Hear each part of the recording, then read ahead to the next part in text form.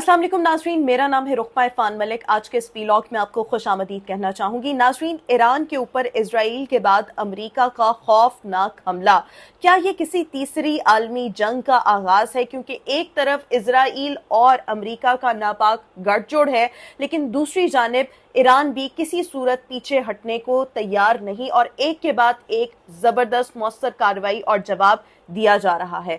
सबसे पहले तो ये जो पिक्चर अभी आप देख रहे हैं, तेहरान में अवाम की जानिब से ईरानी हुकूमत पर न्यूक्लियर अदम फैलाव के मुआहिदे, जिसे एनपीटी कहा जाता है, दस्तबरदारी के लिए दबाव डालने की गर्ज से दस्तखती मुहिम का आगाज कर दिया गया है, जिसमें सैकड़ों शहरी शरीक हुए और आप पिक्चर में भी देख सकते हैं किस तरह से ईरानी जो हैं वो इस कैंपेन में हिस्सा ले रहे हैं।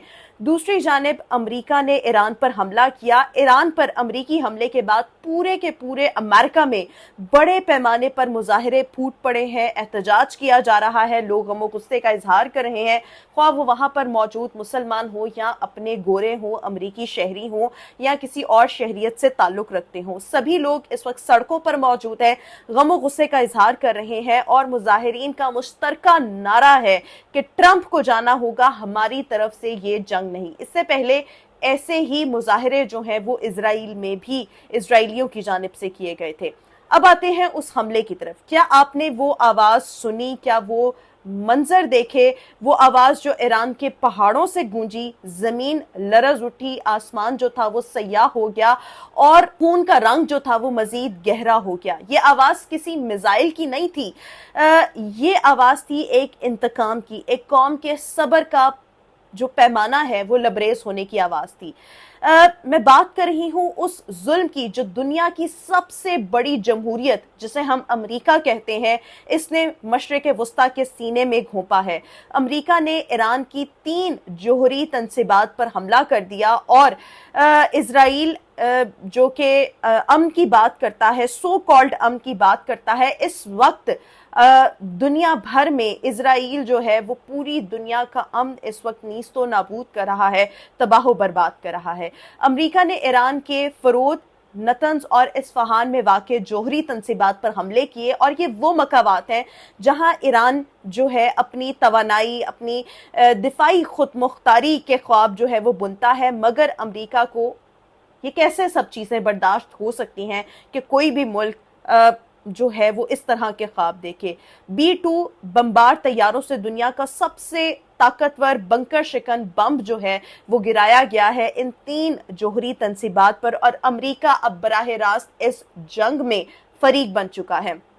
GPO-57 MOP एक बॉम्ब है जिसका वजन 13,600 किलोग्राम है और ये वो बॉम्ब है जो 200 फीट, नाज़रीन याद रखिएगा, 200 फीट जमीन के नीचे तबाही जो है वो फैला सकता है।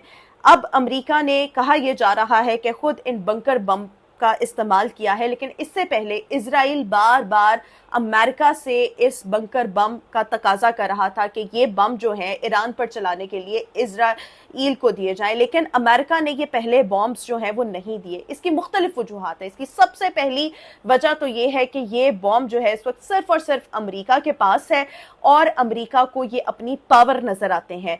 तो अगर ये बैटलफील्ड में टेस्ट हो जाते और ये परफॉर्म ना कर पाते तो अमेरिका की पावर, एक तो उस पर क्वेश्चन मार्क आना था और दूसरा यहाँ पर ये सबसे बड़ी बात कि अमेरिका की जो एक साख है इस बॉम्ब को लेकर वो बहुत ज्यादा मुतासर होनी थी। दूसरा, अमेरिका को ये था कि अगर वो इजराइल को चलाने के लिए ये बॉम्ब देता है ना, तो कोई भी जो होगा वो इसको रेप्लिकेट करने की कोशिश कर सकता है। ये बॉम्ब इस कदर वजनी है कि इनको कैरी करने के लिए जहाज की ज़रूरत पेश आती है और अब ये कहा जा रहा है कि ये अमेरिका की जानिब से ईरान की जोहरी तनसीबात पर ये बॉम्ब जो हैं वो चलाए गए हैं।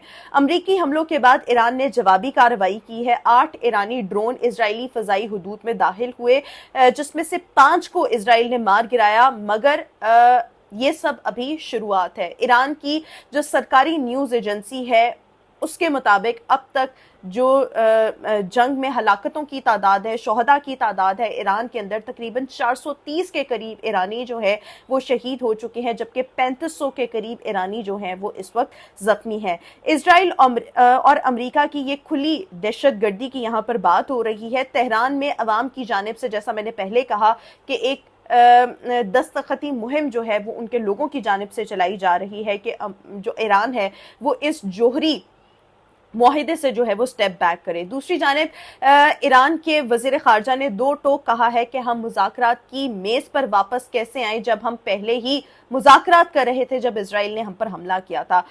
ترکی کے صدر رجب طیب اردوان نے کھل کر اسرائیل کو امن کی راہ میں رکاوٹ قرار دیا ہے۔ اور اب بات کرتے ہیں پاکستان کی۔ پاکستان کے لیے اس وقت سچویشن جو ہے وہ بہت زیادہ مشکل سچویشن ہے، کیونکہ ایک طرف آج کل ہم امریکہ کے اتحادی آپ کہہ لے بنے ہوئے ہیں، ہم ٹرمپ کو نوبیل انعام دلوانے کی کوششوں میں بھی ہیں، ہمارے امریکہ کے ساتھ بڑے اس وقت لوی ڈوی سینز چل رہے ہیں، دوسری طرف ہم ایران کی بھی حمایت کر رہے ہیں، سفارتی بھی اور اخلاقی بھی۔ تو پاکستان نے بھی امریکی حملے کی مذمت تو کی ہے، لیکن پاکستان کے لیے اس وقت یہ بہت زیادہ آپ کہہ لیں کہ مشکل صورتحال ہے، اور پاکستان نے حملے کی مذمت کرتے ہوئے ایران کو اقوام متحدہ کے چارٹر کے تحت اپنے دفاع کا حق حاصل ہے، یہ بات کہی ہے۔ یہ جرأت مندانہ بیانات وقت کی ضرورت ہیں، کیونکہ اگر آج ایران کا ساتھ نہ دیا تو لٹرلی کل کوئی اور ملک بھی ہو سکتا ہے، کل کوئی اور اسلامی ملک بھی جو ہے وہ اسرائیل کا جو ہدف ہے، اس کا نشانہ جو ہے، اس کے حملے کا نشانہ بن سکتا ہے۔ IAEA نے خبردار کیا ہے کہ جوہری تنصیبات پر حملے تابکاری اخراج کے خطرے کو بڑھا سکتے ہیں۔ فردود اور نتنز جیسے مقامات پر 60% تک افزودہ یورینیم موجود ہے۔ یاد رکھیے گا، جب 90% افزودہ یورینیم ہو جائے تو ایک ایٹم بام جو ہے وہ بنایا جا سکتا ہے۔ مطلب یہ کہ اگر وہاں کوئی دھماکہ ہو جائے اس جگہ پر تو یہ صرف اور صرف ایران کی تباہی نہیں ہوگی، بلکہ پورے کے پورے مشرق وسطیٰ کی تباہی اس سے ہو سکتی ہے۔ لیکن ایران نے یہ دعویٰ کیا ہے کہ امریکہ نے نیوکلیئر سائٹس پر حملے تو کیے، لیکن ایران اس سے پہلے ہی تمام جو اپنی چیزیں تھی وہ محفوظ مقامات پر منتقل کر چکا تھا۔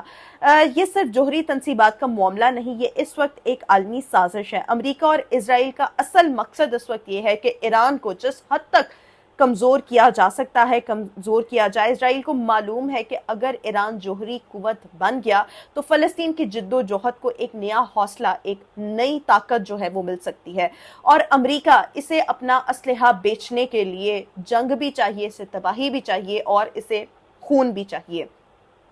ایران صرف ایک ملک نہیں، یہ ایک اس وقت مزاحمت جو ہے وہ بن چکی ہے۔ جب پوری دنیا خاموش ہے تو یہی ایران فلسطین کے حق میں جو ہے وہ آواز مسلسل بلند کرتا رہا ہے، اور ابھی بھی اسی کا ہی شاید دو چیزوں کا وہ خمیازہ بھگت رہا ہے۔ ایک اپنی نیوکلیئر پاور جس کا دنیا کو شک ہے، یورپی ممالک کو، امریکہ، برطانیہ، اسرائیل کو شک ہے کہ ایران یا تو جوہری طاقت بننے کے بہت قریب ہے یا اس کے لیے وہ ابھی بھی ایفرٹس کر رہا ہے۔ تو ایک تو یہ ایران کا جرم ہے، اور دوسرا یہ کہ وہ فلسطین کے حق میں گاہے بگاہے آواز جو ہے وہ بلند کرتا رہا ہے۔